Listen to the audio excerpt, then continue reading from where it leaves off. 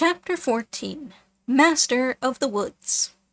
It was early morning. Under the cabin, Striped Coat was in his big bed, curled up asleep, but twitching occasionally as he dreamed of battles with old warrior rats. In the woodchuck's burrow under the uprooted pine, Striped Coat's mate was giving all the little Striped Coats their morning bath, using her wet tongue as the wash-rag. And in the old den under the holly tree, Striped Coat's mother was doing much the same with 4 little ones which made up her new family. Pretty youngsters, but all showing signs of having as much white as black in their markings when they grew up. Over their heads the woods was now a mass of green. Birds were singing, bees were buzzing around numberless flowers.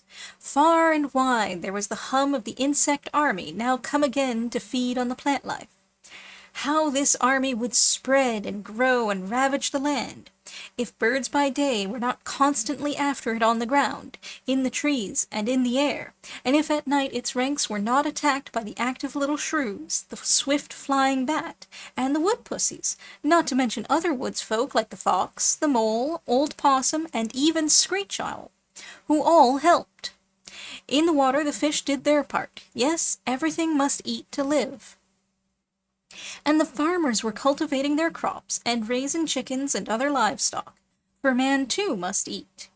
And they were fighting everywhere the insects and the other vermin which would like to take all these things for themselves. One of these farmers was Ben Sloan of Goose Creek. Upon him on this beautiful morning, Mr. Henry made a call. It was not very formal. The farmer sat on his cultivator in the field, and Mr. Henry leaned against the fence nearby. "Well, how's life at the cabin?" asked the farmer. "Very interesting. The wild creatures are growing tame again. They are around or in my cabin most of the day and night. It's on account of them that I came to see you.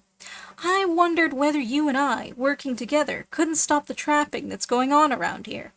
Woods animals that do a lot of good are being killed off. There are the skunks, for example. Only a few old ones are left. Can't we save them? What do you say?" Mr. Henry spoke seriously, and the farmer listened equally so. Once he looked up rather sharply, as if wondering how much the other man suspected the part he had taken in trapping during the autumn and winter, but he did not interrupt. "I've been thinking about those skunks, Mr. Henry," he replied. "I know you kept a watchful eye over the black one last autumn, and I'm kind of glad of it now. All last year I saw their tracks over my field. I calculated they'd eat every vegetable and ear of corn I raised, and yet somehow I never had a better crop anywhere. I'll admit it. No cutworms, no grubs, none of those big brown beetles, even no mice to speak of. I didn't know just what was doing the good work until that is, the trappers, caught off the skunks last autumn. I can tell you that after that the mice and rats nearly ate me up. Well, I still hadn't studied it out, when the other night I saw the queerest thing ever. 2 skunks killing a sewer rat almost on my doorstep, and it an old fellow half as big as one of them. Such squealing you never heard, I guess. That big black skunk of yours was the one that did the trick. He wouldn't let go. The other one just helped finish things. I tell you, it was a real fight." Farmer Sloane chuckled at the recollection. "That rat," he continued, "had done a heap of damage already, gnawing and digging and carrying off little chickens, and neither I nor that dog of mine could ever get a hold of him. I have a feeling that the skunks take an egg whenever it's left lying around, but they never come into my henhouse like that rat.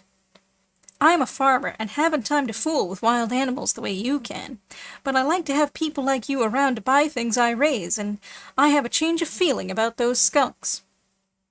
I'm all for them since that rat business, yes, sir, and what's more, you needn't worry about traps any longer." Having said which, Farmer Sloane stood up to resume work as if the matter were now ended. Mr. Henry, however, jumped the fence to give his hand a hearty shake. "I hope we'll be neighbors a long time," he cried. As he strode back through the woods, the farmer looked after him for a moment or two. "It's funny," he said. "Who would have thought I would ever find that neighbors and skunks were any good?" That night, Striped Coat took a long trip. He wandered far below the farmer's field, and then to the sandy hill in the pines, and lastly along the bank of Goose Creek. He met Mink and Coon and Old Possum, Gray Fox, Brown Weasel, Bun, and the deer from Cranberry Swamp. All looked at him and then gave him the path. Yes, there were many animals, but after all, this was his range, and he was master of them all. Standing once more in front of the stone pile, he shook himself until his fur stood out all over him, that fur for which any dealer would give a big price. Some day his children, and perhaps later his children's children, with black fur like his, would wander at night through the woods of Goose Creek, chasing the elusive mice and beetles. But he was the first of the new order. He was Striped Coat, the Black Skunk. As he stood there, a pale light spread over the sky. The protecting black shadows grew fainter. He knew that he, a creature of the night, must now bid farewell for a while to all the outside world. Reluctantly, he bowed his head and entered the low arch of the stone pile. Slowly his body moved out of sight. Then the long tail, until not even the tip remained in view.